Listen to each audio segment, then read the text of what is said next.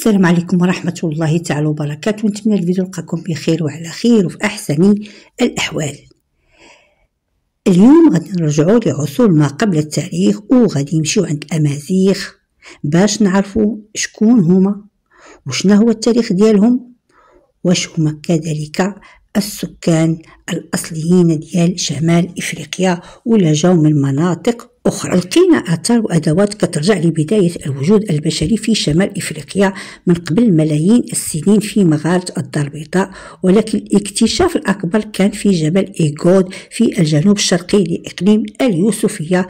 لقاو بقايا أقدم إنسان عاقل عاش أكثر من 300 ألف عام، وهذا كيعني أن هذه الأرض من أقدم المواطن ديال الانسان العاقل في العالم. وفاش تنهضروا على الامازيغ كبنيه ثقافيه ولا هويه، فكاين بعض الشواهد كيبينوا على ان الامازيغ عاشوا في شمال افريقيا على الاقل 120 ألف عام قبل الميلاد، وكان اللي تيقول 9000 قبل الميلاد، بحيث بانوا دلائل على الزراعة وتربية المواشي ومدافن الجماعية وحتى النقوش الصخرية في مناطق متعددة خصوصا في المغرب والجزائر وحتى بعض المناطق في تونس وليبيا. وهذه المؤشرات كتدل على نشوء حضارة محلية متطورة ومستقلة، تعني أن الأمازيغ ما هاجروش من أي قارة، بل هم أبناء الوطن وأولاد الأرض. وإمازيغ المعنى ديالها وهي الأحرار أو النبلاء. وحمل الأمازيغ عدة أسماء على مر العصور، من أشهرها الليبيون والنوميديون والجيتوليون والمور والبربر وأخيرا الأمازيغ. لما تنقولوا لي بغبغ ماشي لا علاقة لها بلي بغبغ، لي بغبغ وهي أن طريقة الكلام ما تفاهموش هما هذوك الفينيقيين لما جاوا إلى سواحل شمال إفريقيا. أما لي بغبغ فهما الناس الهمجيين اللي تطلقوا على الساكنة اللي كانت في البحر الأبيض المتوسط نواحي فلسطين والأردن وسوريا حاليا. ولكن السؤال اللي حير المؤرخين وحتى العامة من الناس، وطرحت في بزاف ديال الروايات، أشنا هو أصل الأمازيغ؟ واش كانوا متواجدين في أرض شمال إفريقيا ولا جاو من مناطق أخرى؟ أول رواية كتقول أن الأصل فرعوني، وربطوا هادشي بوجود بعض النقوش المصرية في معبد الكرنك ورمسيس الثالث ومباعث أخرى، وذكرتهم هاد النقوش كقبائل أمازيغية حاربت بعض المرات وتحالفت مع الفراعنة في بعض المرات. وفي سنة 943 قبل الميلاد رجل من قبيلة مشواش، وهي قبيلة أمازيغية ليبية، حكم مصر وأسس الأسرة الثانية ووسع النفوذ ديالو حتى بلاد الشام ودخل حتى للقدس وسيطر على أماكن مهمة، وسميته وهي شنقيق أو لا شانشونغ، وهو الأمازيغي. وقعت معركة بينه وبين رمسيس الثاني، اللي هذا الأخير كان بغى يجي يستولي على مناطق في شمال إفريقيا تابعة للأمازيغ، فانتصر عليه هذا الشنقيق، ومن هنا حكم مصر. وكان واحد الحدث عظيم لدرجة أن حاليا التقويم الأمازيغي ابدأ من يوم انتصار شنقيق على رمسيس، واللي حاليا السنة الأمازيغية 2975 وتعد ثاني أقدم تقويم في العالم.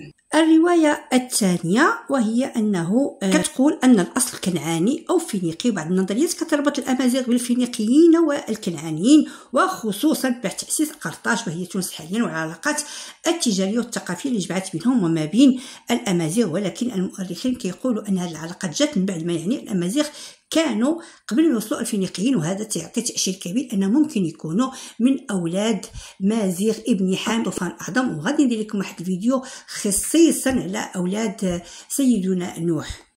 وكانت واحد العلاقة تجارية وثقافية اللي جمعت بيناتهم وما بين الأمازيغ، ولكن المؤرخين كيقولوا أن هذه العلاقات جات من بعد ما يعني أن الأمازيغ كانوا أصلا أصحاب الأرض.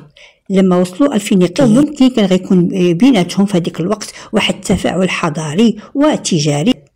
ولكن الرواية الثالثة كتقول أن الأصل أوروبي أو قوقازي، وهذه الرواية تكاثرت خاصة في زمن الاستعمار، وكانت كتحاول تربط بين الأمازيغ والشعوب الأوروبية بحال الإغريق والجيرمان والقوقاز بهدف نزع الجذر المحلي، يعني ارتباطهم بالوطن وتصوير الأمازيغ على أنهم أقرب للأوروبيين.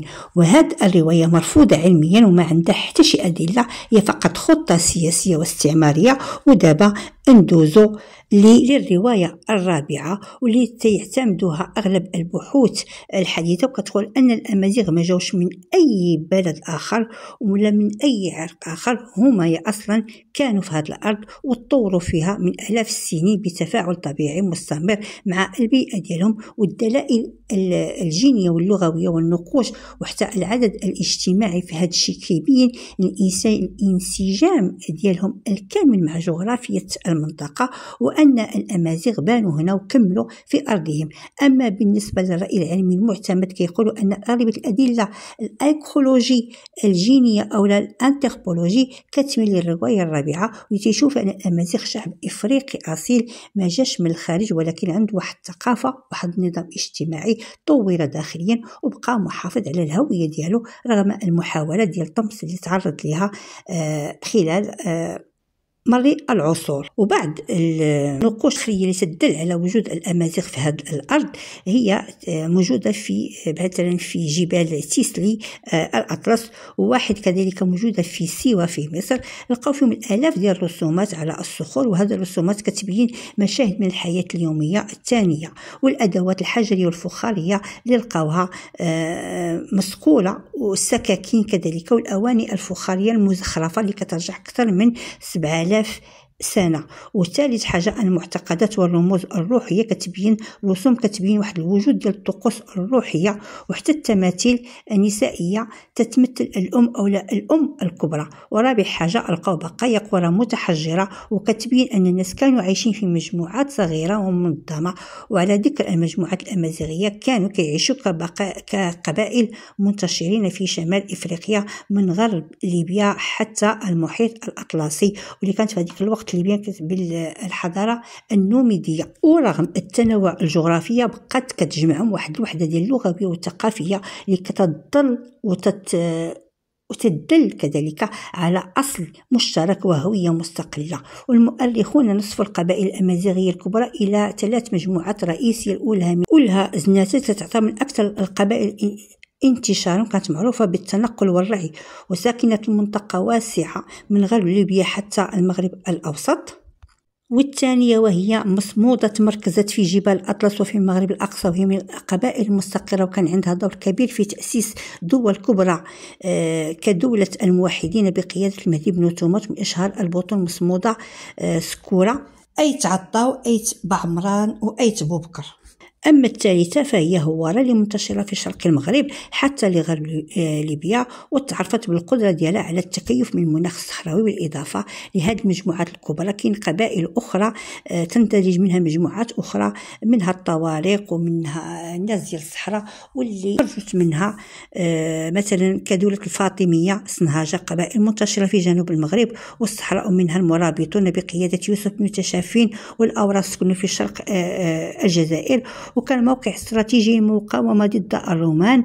ومن بعدهم الاستعمار الفرنسي. الطوارق الفرع الأمازيغي الصحراوي المنتشر في جنوب الجزائر والنيجر.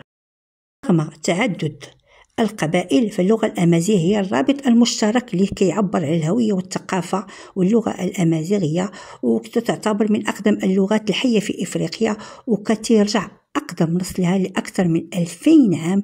وأصل اللغة في الرواية الأولى تنتمي إلى أفرو آسيوية، والثانية يقولوا أن الأمازيغية تطورت محليا مع بعض التأثيرات الخارجية. وبعض الباحثين ربطوها بلغات قديمة بحال الإيبيرية والليغورية، ولكن الأدلة تبقى ضعيفة.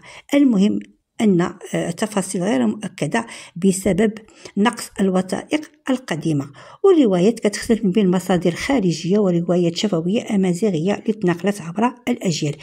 بالنسبة للرواية الأمازيغية فهي تتعبر على البحر اللون الأزرق، واللون الأخضر اللي هي الأراضي الشاسعة الخضراء، واللون الأصفر اللي هي الصحراء، وحرف الزي اللي هو ترمز إلى الدماء اللي استشهدت في سبيل الوطن. نتمنى إخواني أخواتي هذا الفيديو يعجبكم، وإلى فيديو مقبل إن شاء الله. مع السلامة.